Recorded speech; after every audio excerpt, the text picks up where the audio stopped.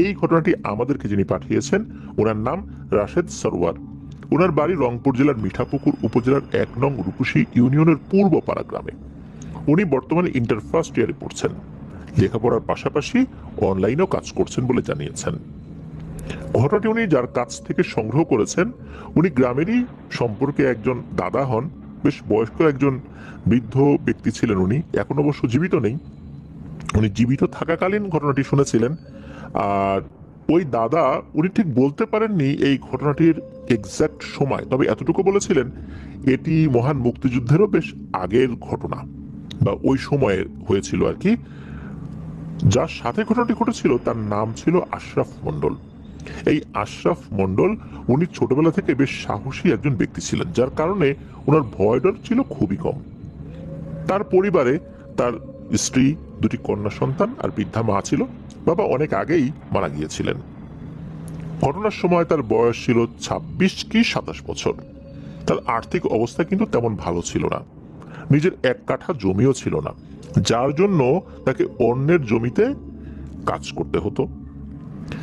সেখানে কাজ করে যা পেত এটা দিয়েই সংসার চালিয়ে নিতে হতো। এর পাশাপাশি রাতের বেলা বিলে মাছ ধরতে যেতেন, কেননা যা উপার্জন করতেন তা দিয়ে কিন্তু পরিবার চালানো অনেক কষ্ট হয়ে যেত। তো উনি কি করতেন, একটা লাইট গুছিয়ে রেখেছিলেন। তো ওই সময় কিন্তু অল্প কিছু মানুষের কাছে এই ব্যাটারি চালিত টর্চ লাইট গুলো পাওয়া যেত। তখন টর্চ লাইট খুব অল্প মানুষের কাছেই থাকতো, ড্রাই সেল ব্যাটারি দিয়ে ওই টর্চ লাইট গুলো চলতো আর কি। তো ওই লাইট দিয়েই উনি মাছ ধরতেন। সন্ধ্যার পর উনি খাওয়া দাওয়া করে একটা কোচ বা ট্যাটা নিয়ে বেরিয়ে পড়তেন মাছ ধরার জন্য। যখন ব্যাটারি কেনার টাকা থাকতো না তখন অবশ্য হারিকেন জ্বালিয়ে কাজ চালিয়ে নিতেন আর কি। এক সময়ের ঘটনা, তখন বর্ষাকাল ছিল, সেবার পানিও বেশ জমে গিয়েছিল আশেপাশে। সন্ধ্যার পর খাওয়া দাওয়া করে বের হয়ে পড়েন মাছ ধরতে। বলে রাখা ভালো ওনাদের গ্রাম থেকে বেশ কিছুটা দূরে একটা বিল ছিল, যেটা তালপুকুর বিল নামে লোকজন চিনতেন। ওই বিলে যেতে হলে ফসলের মাঠের মাঝখান দিয়ে যেতে হবে, তাও আবার আইলের উপর দিয়ে হেঁটে হেঁটে। সেখানে যেতে প্রায় আধা ঘন্টা বা ৪০ মিনিটের মতো লাগতো। ওই বিলের আশেপাশে একটি শ্মশান ছিল, যেখানে হিন্দু ধর্মাবলম্বীদেরকে সৎকার করা হতো বা পোড়ানো হতো। যারা মারা যেত তাদের ডেড বডি পোড়ানো হতো আর কি। তো ওই শ্মশান নিয়ে নাকি অনেক ভয়ের ঘটনা রয়েছে, পরবর্তীতে এই রাশেদ ভাই পাঠাবেন বলে জানিয়েছেন। তো উনি তো ওই বিলের দিকেই সবসময় যেতেন মাছ ধরার জন্য। তো প্রতিদিনের মতো একদিন রাতের বেলা উনি মাছ ধরে বাড়িতে যখন ফিরছিলেন তখন তার সাথে ঘটে এক ভয়ঙ্কর ঘটনা। তিনি যখন ফসলের মাঠের আইল দিয়ে যাচ্ছেন তখন তিনি একটা মোটা ফ্যাসফেসে কণ্ঠে একটা আওয়াজ শুনতে পেলেন, কেউ তার নাম ধরে ডাকছে, এই আশরাফ মন্ডল, আজ তো অনেক মাছ পাইলি রে, আমারও গোটা মাছ দিয়ে যা, অনেকদিন ধরে তো মাছ পাই না তোদের কাছ থেকে। এভাবে কি চলে নাকি রে, আমাদেরও তো খেতে ইচ্ছা করে। এদিকে এই যে আশরাফ মন্ডল উনি কিন্তু আগে থেকেই জানতেন এই মাছ ধরে আসার সময় এই মেছো জিনগুলো কিন্তু মাছ চায়, একবার যদি দেয়া হয় এগুলো আবারও জ্বালাতন করে। তখন উনি ওই জিনিসটার উদ্দেশ্যে ওই আঞ্চলিক ভাষাই বলেন যে নাই রে, আজকে মাছ নাই, তেমন কোনো মাছ পাই নাই, আর একদিন তোরে দেবো, বুঝছিস। তখন আবার ওই পিশাচটা বলে, না তুই এখনই আমারে মাছ দিয়ে যা, আমার খুব ভুক লাগছে, এরকম বলতে থাকে, ক্ষুধা লাগছে। তখন আশরাফ মন্ডল ওই জিনিসটার কথা না শুনে হাঁটতে লাগলেন। কিছুক্ষণ যেতেই হঠাৎ করে একটা কদম গাছের উপর থেকে একটা লম্বা লোমশ কালো হাত বের হয়ে আসে। হাতটা বের হয়ে লম্বা হয়ে বের হয়ে তার সামনে চলে আসে, সামনে এসে হাত পাতে। তখন বলে, ভয় করিস নে, এই যে আমার হাত, দে রে ভাই দে, দুটো মাছ আমার হাতের উপর দিয়ে দে, দিলে কিছু হবে না, দে আমি একটু খাই। আশরাফ মন্ডল ভাবে যে এইটারে যদি একবার দেই আবার তো জ্বালাতন করবে, কিন্তু এইটা যেভাবে কদম গাছ থেকে হাত বাড়িয়ে এখন সামনে দিয়েছে, এখন এর হাতটা যদি ফিরিয়ে দিই, খালি হাতে আমি কিছু না দিয়ে যদি এদিকে চলে যাওয়া শুরু করি আর কি, তখন তো এটা আবার কোনো ক্ষতি করতে পারে। এমনি তো চাচ্ছিল সেটা ঠিক ছিল, এখন তো একদম হাত বাড়িয়ে দিয়েছে, এখন কি করি। তো ওই চিন্তা করে উনি ব্যাগ থেকে একটা মাছ ওই হাতের উপর দিয়ে আবার হাঁটা ধরেন। এদিকে মাছ দেওয়ার সাথে সাথে হয় কি, ওই কদম গাছের ভেতরে থাকা তার বডির যে অংশটা, এই অংশটা আস্তে করে টানতে টানতে হাতের কাছে নিয়ে আসে। মানে তার হাতের যে লম্বাটা, এই লম্বা অংশটা ছোট হয়ে যায়। হাত কিন্তু বডির দিকে যাচ্ছে না, বডি এবার হাতের দিকে চলে আসছে, এসে এখন মাটির উপর দাঁড়িয়ে যায়। আমরা যেমন ছোটখাটো কোনো জিনিস বা ছোটখাটো ফল একবারে মুখের মধ্যে পুরে দিই, তো সে কি করলো, ওই মাছটা একবারে মুখের মধ্যে পুরে দিল। পুরে দেওয়ার পর বলে যে, আহ রে, কি যে স্বাদ রে, দেন দে আর একটা দে।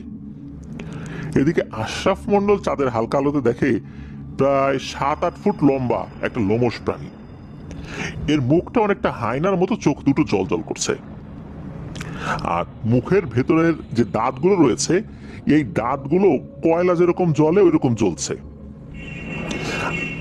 এই দৃশ্য দেখার পর আশরাফ মন্ডল যতই সাহসী হোক না কেন, একটু ভয় তো পাবেই। এরকম একটা দৃশ্য দেখার পর উনি প্রথম দিকে মনে করেছিলেন এটা সাধারণ কোনো মেছো জিন, কিন্তু না, এটা বেশ ভয়ঙ্কর দানব আকৃতির একটা জিন। আর এই দৃশ্য দেখার পর উনি কি করবেন বুঝতে পারছিলেন না। ওদিকে ওই জিনটা বলছে, হ্যাঁ রে, তোর মাছটা তো একবার মুখে দিয়ে খেয়ে ফেললাম রে, দে দে আর একটা দে। এটা বলেই নাকি সে খিলখিল করে হাসতে শুরু করে।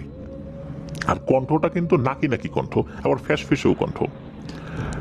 এদিকে আশরাফ মন্ডল বলছে যে, না রে, আর দিতে পারবো না রে, যা তুই এখন তোর বাড়িতে যা, আমি আমার বাড়িতে যাই, পরে আবার দিব নে। তখন ওই জিনিসটা বলে যে, না দে, আমাকে আরো কিছু দে। এক কথা দুই কথা এটার সাথে বেশ তর্কাতর্কি হয়ে যায়। তখন রাগ করে এই আশরাফ মন্ডল কি করেছেন, ওনার হাতে থাকা যে ট্যাটাটা, এই ট্যাটাটা ওই অবয়বটার দিকে ছুঁড়ে মেরেছেন।